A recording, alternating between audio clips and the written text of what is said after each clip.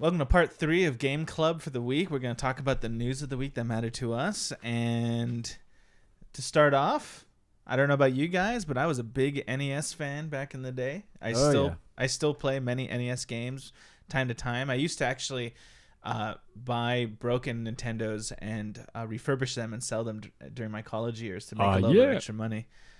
Because they're actually really easy to refurbish. They're really well built systems. They only had one faulty part that takes 4 screws to replace. So if you ever want to get a broken NES and fix it, it's real easy. But this week, the NES Classic Edition has come out, and that's a little mini version of the Nintendo.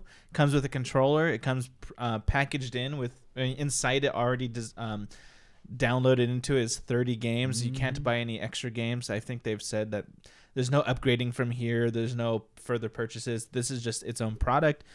It's $59.99, so you're paying $2 per game, and it's cheaper than the original Nintendo. much cheaper, especially when you take into account like inflation change. Games. Yeah. Some of these games were like upwards of $100 when they first came out. Yeah, awful. So, but it comes with like games like Dr. Mario, Mega Man 2, Super Mario Brothers 3. Most of the classic games you think of first when you think of the NES. There's a few in there missing, but still, there's what it does have is really solid, especially for $60. And it's getting really good reviews. Apparently, there was so much demand for it that it crashed Amazon's website for a time. Good. It's amazing. Yeah, well, people will pay a lot for nostalgia, man. Yeah, but Nintendo is sort of the king of fake scarcity. What they do is they purposely only release so many because they know those will sell out, and then they get on the news that their consoles sold out so fast, and that builds up more momentum, and then they start leaking out more consoles for people to purchase as they get closer to the holidays. So I mean that kind of frustrates me with Nintendo that they do that whole false. That's great scarcity. Marketing though, isn't it? Well, it's great marketing, but if you just want to buy an NES Classic, that's really annoying. Now you gotta be the go first out there one. and fight it. Yeah. Anybody here gonna get one? No. Nope. I think I might for $60. The only thing, there's one thing that annoys me about it. It has apparently the controller has a very small cord, like less than 6 feet, which is nothing. Why did they do that? Right? So stupid. Right? To make the cord so short. Why is it even corded? Because it's classic. It's man. current year. Yeah. It'll. Do you know what year it is? It's this year. This podcast will be good for any time. Guys. If we ever need to fill in next year, sometime need to do a rerun. All right. They used to drive me nuts about Loveline, by the way. They had never mentioned the year or what? No, they wouldn't tell you when they did a review episode. They just throw it up there and pretend like the phone calls were. I mean, because it's timeless questions. Yeah. That's why, exactly what they did. Why am I scratching? Yeah. Timeless Why does it burn when I pee? Yeah. Questions they've asked since the beginning of time. So, all right, moving on with the news. We were talking about Mass Effect for another part of the podcast this week. And some further news about Mass Effect is to round out the trilogy. Mass Effect 2 and 3 are now backwards compatible on the Xbox One. And Shepard's looking kind of creepy over Josh's shoulders. Right? What is he going to do to Josh right now?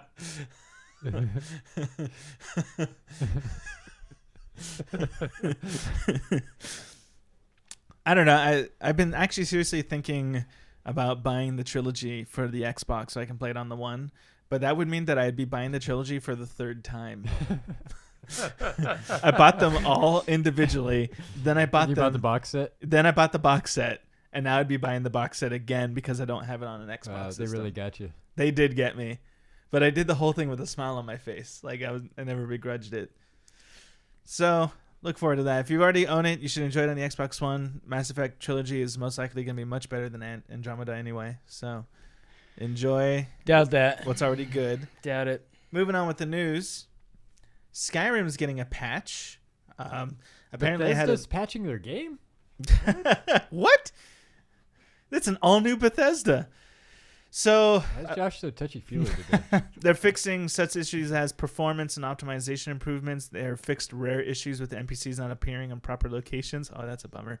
They fixed an issue with interface elements not appearing correctly on certain displays.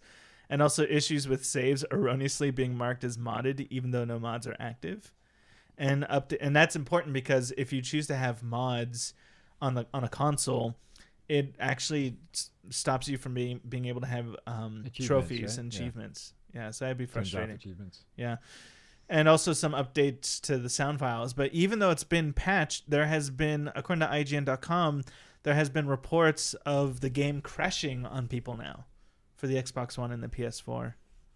It seems like like there's some companies that lately, every time the game comes out in PC, it totally like crashes and burns, such as Ubisoft games, or who makes Warner Brothers makes the Arkham game, right? Arkham Batman. Yeah, it was Arkham Knight, right? Arkham Island, and then Arkham. It was Arkham Asylum, first. Arkham City, and Arkham City. Knight, right? Yeah. And Arkham Knight not working on PC. Well, Bethesda seems to have the opposite problem. Their games, although always a little janky, work on the PC and are totally moddable, but on consoles they're like just trash fires every time. I had no problem with Oblivion. On what? Xbox 360.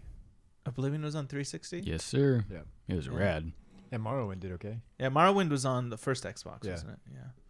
But I mean, famously, like on the PlayStation 3, you couldn't play Skyrim more than 10 hours before the game would totally Right. shut down and be unplayable.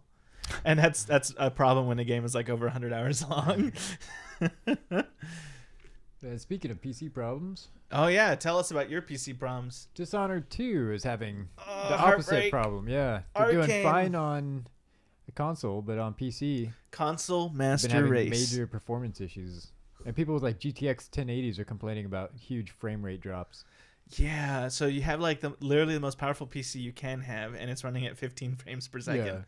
So I'm sure they'll get a patch out quick. Should have been a Mac. No. No. Yeah. I'm gonna have to uninvite you to this podcast if you keep saying things like that. Leave the Empress alone. I'm still trying to figure out what I'm doing here. You're here to touch the pictures. You're the Joe Biden of Faith and Whatever. I swear I'll punch someone. Thumper is getting a new game mode for both PC and PlayStation, plus PlayStation Pro support. So that must mean it'll come out in 4K or higher resolution or something. Thumper in 4K would be beautiful. That would be beautiful. Thumper was an awesome game that we played last week for Game of the Week. You should check that out. Yeah, Prettiest game I've seen in a long time. yeah, it's mesmerizing, right? You just get lost in its atmosphere and its creepiness and its hard intensity. disco beats. Yeah. Oh my gosh. So check this. Also reported by IGN, they're talking about the new modes coming. So according to the developer, there will be it'll have a stable 90 frames per second on the PS4 Pro. Wow. And I imagine the PC could probably already do that as long as your PC is strong enough. And the new Plus mode, Play Plus mode, lets you replay the entire game for more points and at even faster speeds as the new one, as the present one. Yeah. Could you imagine trying to play that at a faster speed?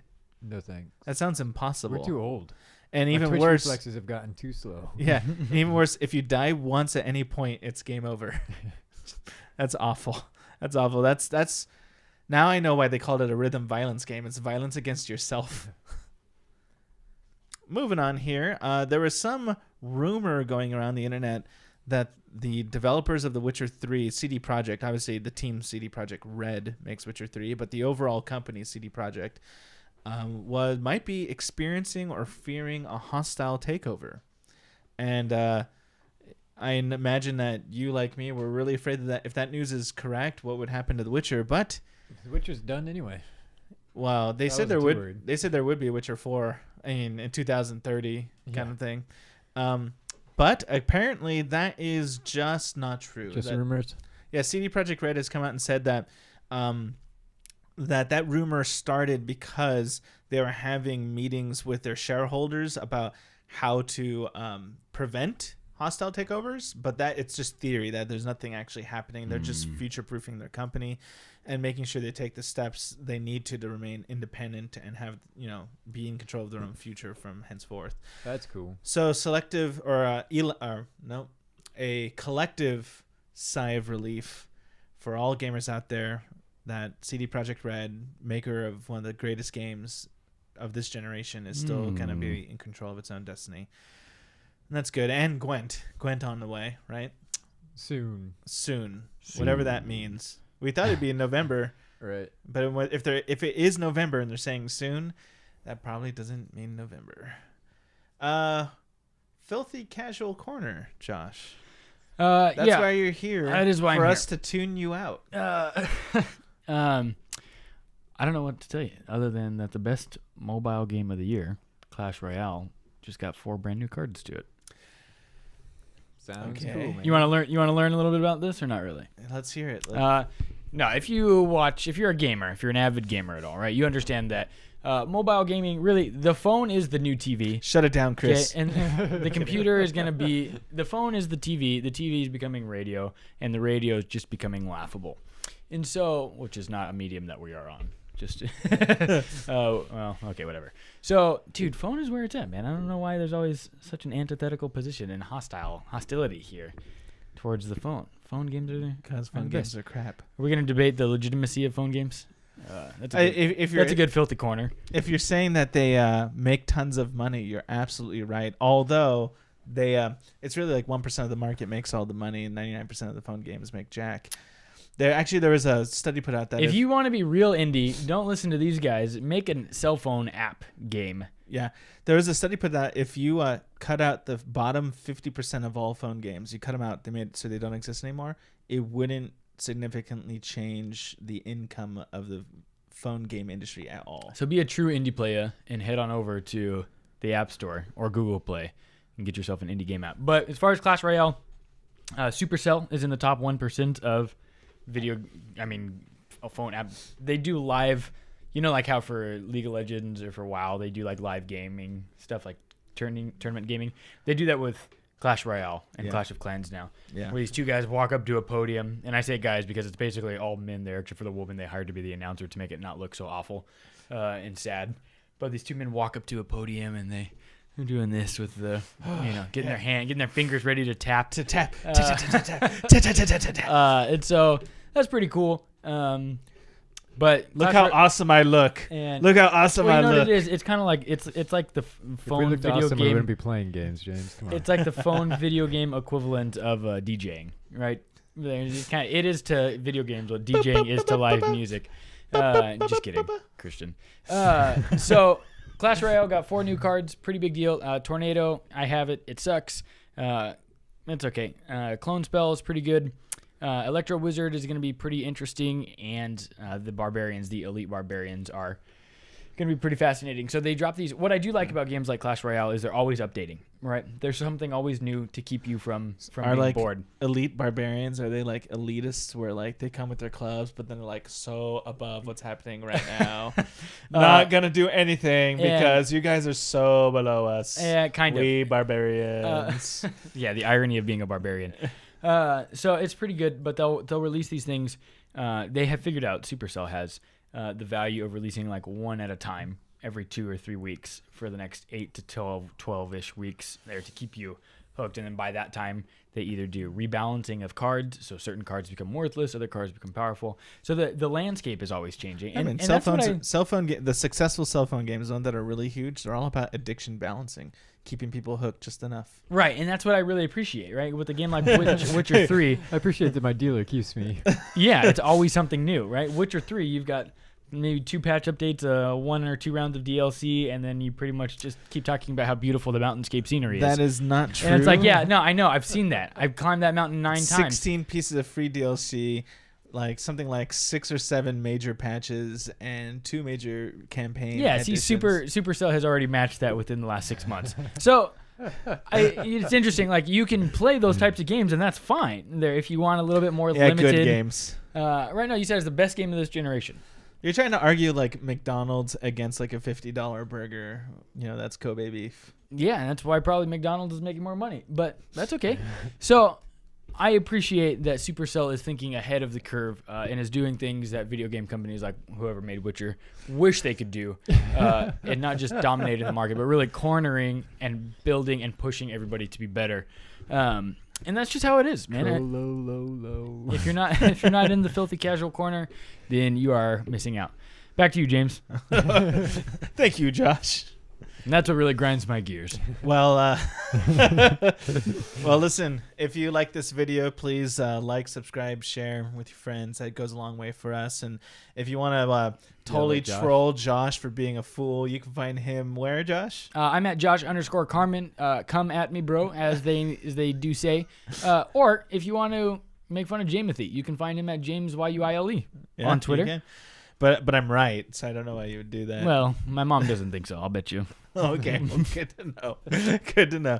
All right, well, thanks for joining us. Find all of our information down in the description. And hopefully Jose is back next week. He couldn't be here this week, but we miss him. And Also, if you're on Clash Royale, get at me at CARMRODERIE. Camaraderie. And his phone number is. Let's do it, son. See you later. Seriously, I'll destroy you.